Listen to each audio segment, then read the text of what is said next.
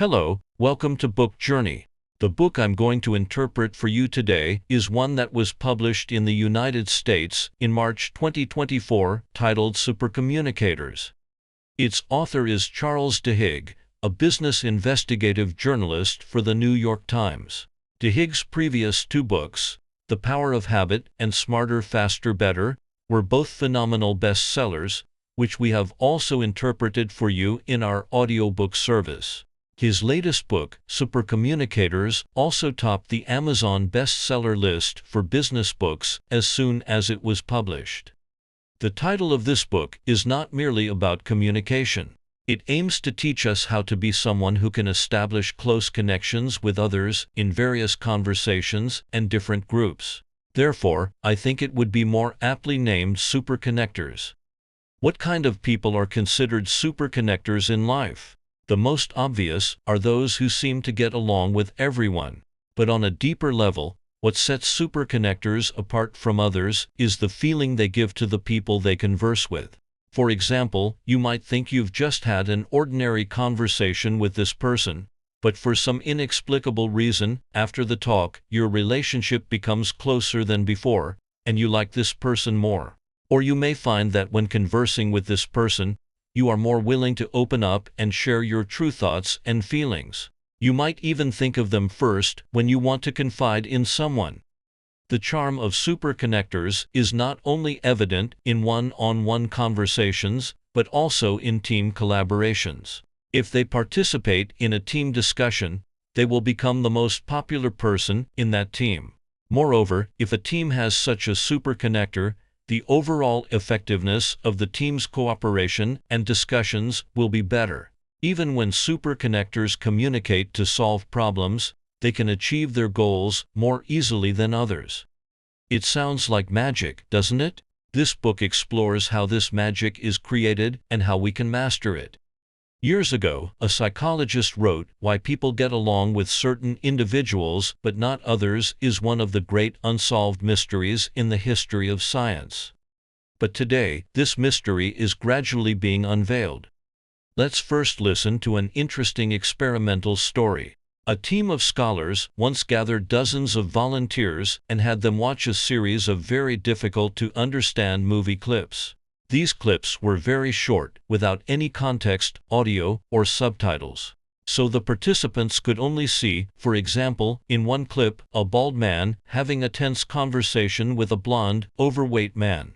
In the next clip, a cowboy was washing up while another person watched from the doorway. While the volunteers were watching these videos, the researchers monitored their brain activity and found that everyone's brain responses were different. Then, the participants were assigned to different groups, and each group had to discuss some questions together. For example, was the bald man accusing the blonde man, and so on. After they spent an hour discussing, the researchers once again used a brain scanner to monitor their brain activity. This time, they found that the neural pulses of the members of each group tended to synchronize, meaning that discussing and reaching conclusions together had made their brain activities more aligned. Upon closer inspection, it was also found that the neural pulses of some group members were more synchronized than those of other groups, as if they were thinking in exactly the same way. Why was this the case? They speculated that it might be because there were some special individuals in these groups who made it easier for the group members to align. But who were these people? Were they powerful leaders? They reviewed the discussion recordings of each group and found that it was not the case. Some groups did have leaders who took the initiative to dominate the discussion from the start, but the effect was the opposite. In teams dominated by such leaders, the neural synchrony was the lowest. When this person took over the conversation, it actually pushed others onto independent lines of thought. On the contrary, in the groups with the strongest synchrony, one or two individuals behaved very differently from leaders. They spoke less, but asked several times more questions than other participants. They would restate the key points of others' speeches. From time to time, they would also encourage group members to expand on their current thoughts. When the group discussion reached an impasse, they would break the awkward silence with a new clue or a joke. The researchers later referred to these individuals as high-centrality participants. In addition to what was mentioned earlier, the most important difference between high-centrality participants and others is this: they continuously adjust their communication style to match that of their companions. For example, when the speaker becomes serious, they become serious as well. When the discussion becomes relaxed, they are the first to go along. When someone is expressing their feelings, they show empathy. However, they are not imitating others but gently extending their own ideas within this resonance. The researchers found that when high-centrality participants speak, others pay more attention to listening. And in the end, whatever view the high-centrality participants support usually becomes the team's consensus answer. But this influence is almost invisible because, in post-interviews, few people realize that the high-centrality participants have influenced their own choices. They all think they made the choices on their own. When the researchers further observed the lives of these high-centrality participants, they found that these individuals have a broader social network than others, hold higher positions or power, and usually receive more requests for help from others. The high-centrality participants we just talked about in the experiment are precisely the superconnectors mentioned in this book. Through this experiment, we can see that the reason these people can become superconnectors is that, from a neuroscience perspective, the key point is that they achieve neural synchronization with the people around them. The same research team later further discovered that when people sing together, tap their fingers in unison, collaborate to solve puzzles, or tell stories to each other, neural synchronization also occurs. Later, researchers at Princeton measured the neural activity of 12 people. They were listening to a girl tell a complex and dramatic story about her prom night. The researchers observed that the listeners' brains synchronized their neural pulses with the narrator's brain. In other words, they were experiencing the same stress, unease, or joy as if they were going through the story together. Afterward, they found that the higher the degree of neural synchronization with the storyteller, the clearer the listeners remembered the details of the story. In other words, the higher the degree of neural synchronization between people's brains, the better they understand each other's words. By 2010, this research conclusion was more widely accepted in the scientific community. The Proceedings of the National Academy of Sciences of the United States of America wrote, "The degree of neural coupling, neural synchronization, between the speaker and the listener can predict the success of communication. The key to some people becoming superconnectors lies in their ability to achieve neural synchronization when conversing with others." How do they do it? This may sound difficult. After all, people's mental activities when speaking are diverse. How can we ensure that we are always in sync with the other person? In fact, it is not as difficult as we might think. This is because most conversations can be categorized into 3 types. In these 3 types of conversations, different parts of our brain are activated. The first type of conversation is called exploratory conversation or decision-making conversation. In this type of conversation, we want to figure out what has happened, what choices we should make, or analyze some issues. For example, what should we do if a child's grades drop? How should we plan our trip next week? And so on. When engaging in exploratory conversations, the part of our brain that is active is the prefrontal control network, which is the control center of our thoughts and actions. The second type of conversation is emotional conversation, where we discuss our feelings. For example, sharing an interesting story with someone, having an argument with a spouse, or venting sadness to a friend, complaining about the boss. In these situations, we are usually seeking empathy from the other person, not advice. The parts of the brain that are active at this time are the nucleus accumbens, amygdala, and hippocampus, which are the brain regions that govern our beliefs, emotions, and memories.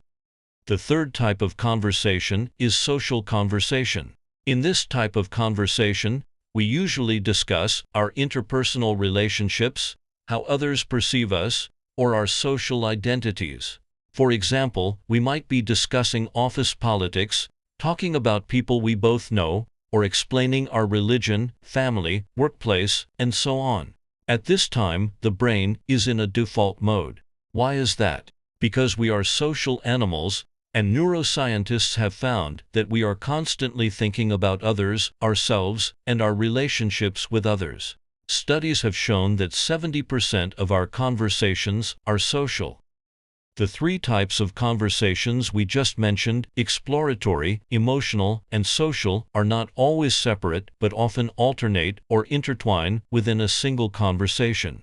As the conversation progresses, our thinking patterns often change. For example, if a friend asks you to help them think through a work problem, you might start with an exploratory conversation, discussing the problem itself, then move on to discuss the stress the friend is experiencing because of the problem, which shifts to an emotional conversation, and finally transition to a social conversation, discussing how others might perceive them because of the problem. A superconnector in this conversation is often able to promptly detect the shift in the other person's mindset and match it in a timely manner. This is the matching principle that the book emphasizes very much. When people follow the matching principle in conversation, their brains are synchronized. However, once this matching principle is disrupted, communication barriers often arise because, at such times, the two parties are actually using different cognitive languages. For example, a common situation is when one person is speaking emotionally, while the other is fixated on problem solving. A wife complains to her husband about her boss, and the husband keeps offering action suggestions from his own perspective. Eventually, the wife explodes, "I don't need you to tell me what to do. I just want some empathy. Why is that so hard?" Psychologists who study married couples have found that the happiest spouses often imitate each other's speaking styles. During conversations, they match the other's focus, ask more questions, and repeat more keywords from what the other person says. And such a way of conversing not only improves marriages, but also enhances most of our social relationships. The book mentions that agents of the Central Intelligence Agency, CIA, in the United States have a mandatory course on how to synchronize with others in conversation. An officer who had received this training told the author that he not only used these skills in his work, but also applied them to his parents, spouse, and even people he met at the grocery store. His colleagues would also use this skill in daily meetings, making their meetings highly productive. In the end, the officer concluded, "On the surface, it seems like a Jedi mind trick, like magic. But in reality, it is a skill that anyone can learn and use." To master this skill, the first thing we need to do is to identify what kind of conversation the other person wants to have with you. In fact, we all possess such an ability to recognize, but often we are unwilling to pause and think, to ask ourselves what kind of conversation the other person wants at the moment, instead of just speaking according to our own ideas. But when you pause and observe and think for just 2 seconds, you will find that it is not difficult to do. There are many keywords that can serve as clues, such as "I want," "I feel," "what should I do," "he said," "but they think," and so on. So, if after you have taken the time to observe and think, you still can't figure out what kind of conversation the other person wants, you might as well ask directly. For example, when a friend is complaining to you about their boss, you could ask, "Do you think this situation is difficult to deal with, or do you find this person difficult and annoying?" This skill can also be used in reverse. When you feel that the other person cannot understand you in the conversation, you can also proactively express to the other person what kind of conversation you want to have. This method can also be further upgraded and formalized. For example, before a meeting or an important conversation, write down what type of conversation you want to have and what your conversation goals are. Researchers once conducted a test in a company where heated arguments often occurred. They suggested that everyone write down a sentence before the meeting, clarifying the goal of the upcoming discussion, such as, "This is to choose a budget that everyone agrees on," or "This is to brainstorm and listen to each other's opinions," or "This is just to synchronize recent information." They found that if everyone wrote down their meeting goals in advance, the verbal disputes in the meeting would be significantly reduced. Because the goal written on paper can remind them not to deviate from the track during the discussion and not to argue about unnecessary things. If they understand that their goals are different, they will also be more understanding and patient with the other person's speech. In recent years, some schools have also begun to train teachers to pay attention to the purpose of students' complaints. For example, when a teacher encounters a student who is incoherent and agitated, he will ask the student, "Do you want to be helped, hugged, or listened to?" You will find that these three words correspond exactly to the three different types of conversations we mentioned earlier. And this question is also worth keeping in mind for almost everyone. We can recall that many times when we talk with family and friends, we always think we know what kind of conversation they want without asking, and we respond without thinking. But in fact, if we do not pause for 2 seconds and seriously ask ourselves or ask the other person, we will often misunderstand each other. Okay, we have just talked about the matching principle for the three types of conversations. Note that our term is matching, not imitation. Matching means that it is a constructive conversation. First, we need to truly understand the other party and figure out what they want. Then, in order to match them, we need to know how I should respond, how to share my insights, and how to avoid stepping on landmines. Only in this way can we build a meaningful and value-added conversation. Next, let's talk about what we should pay attention to in each of these three types of conversations. Let's start with the first type of conversation, the exploratory conversation. It sounds like the most technically demanding of the three types of conversations. But in fact, it is actually the simplest type of conversation. Because once you have determined that the other party wants to have an exploratory conversation, you can just stick to the facts, understand the problem the other party wants to solve, as well as their current views on the issue, and then give your feedback. Of course, this exchange of ideas may go back and forth several times and continue to deepen. During this process, we need to pay attention to not abruptly negate the other party's views. The best way to give feedback should be yes and, first acknowledge the rationality of the other party's idea, and then on this basis, give your suggestions in a supplementary or expanded manner. Because if you refute the other party at the very beginning, it may put the other party on the defensive at once, and the subsequent conversation will not be able to proceed well, and may even turn into an argument. In addition, the book also reminds us that we can infer whether he agrees with your feedback or suggestions by observing the other party's reaction. Interestingly, many times we think that if the other party does not agree with our statement, he will interrupt us urgently and jump up to refute. And if he listens quietly and seems to be thinking, it should mean that he has taken in what we said.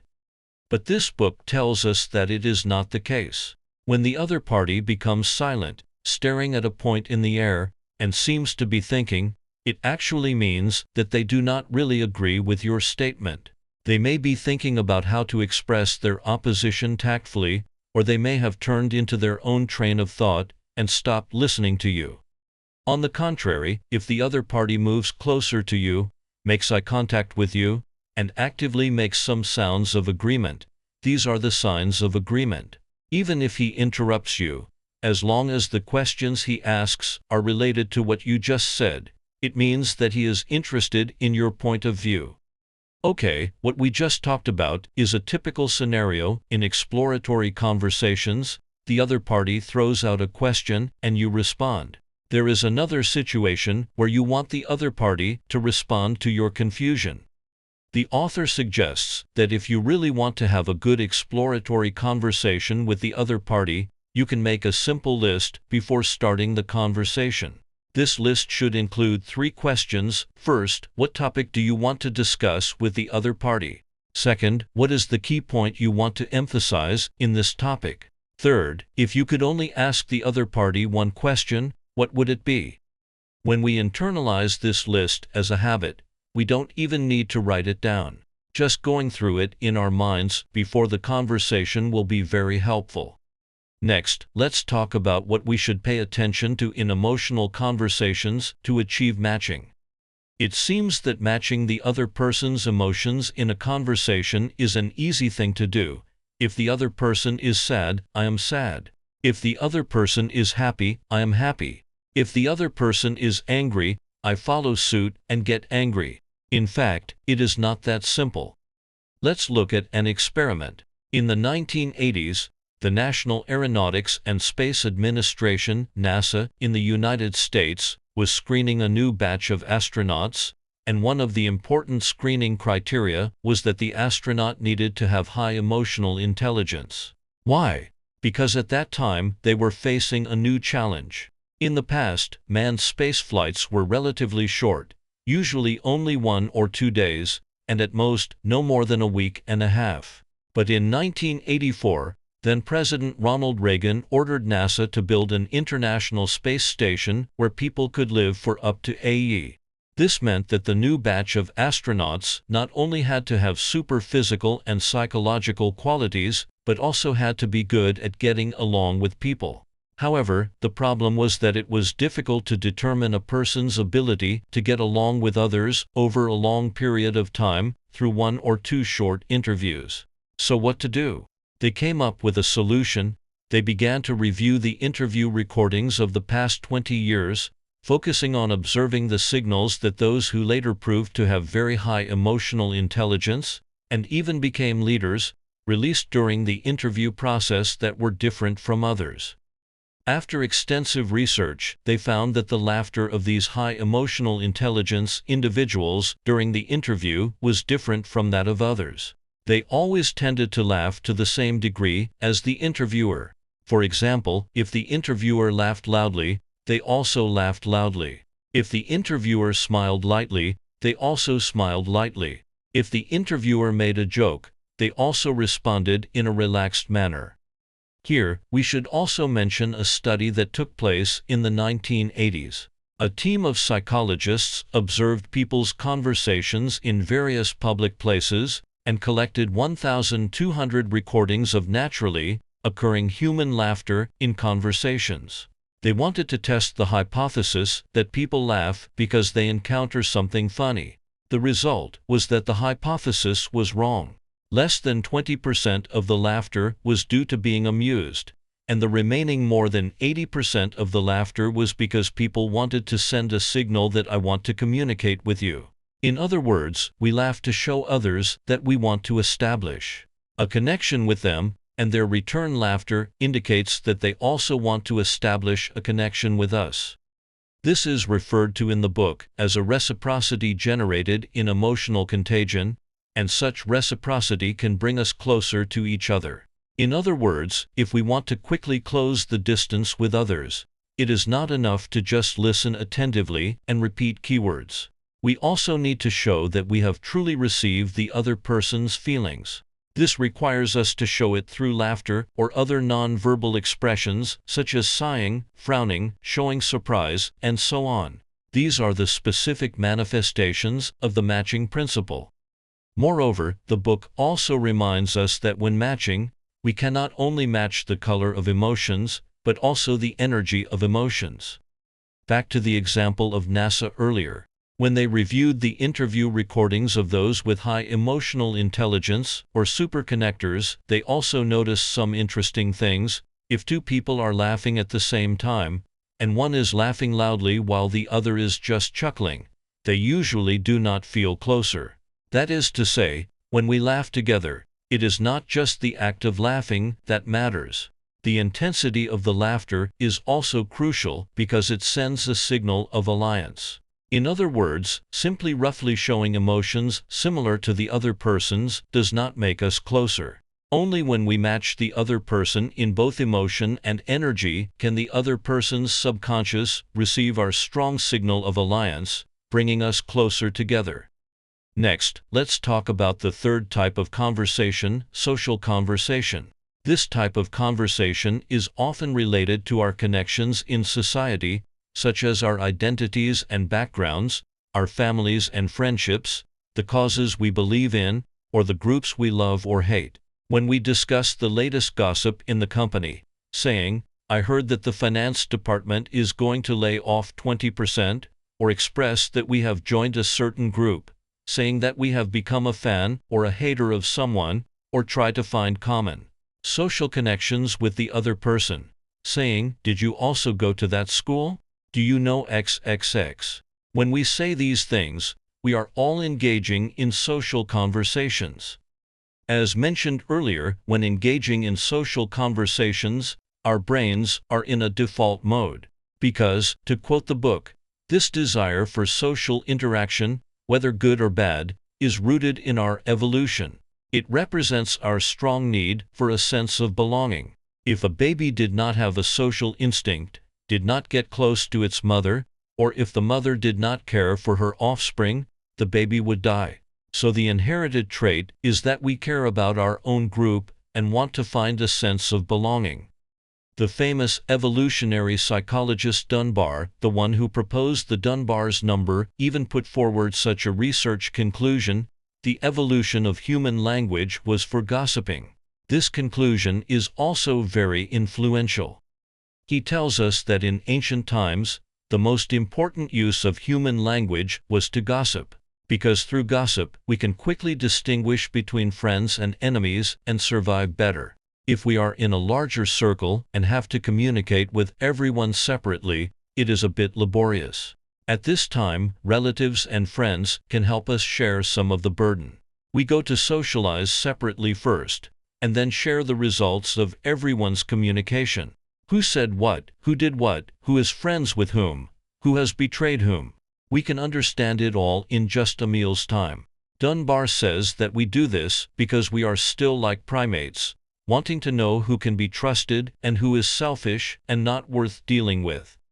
Since the evolution of language was for gossiping, it is not surprising that the research we mentioned earlier found that 70% of people's conversations are social. We think that what we care about most is doing the right thing, work and study.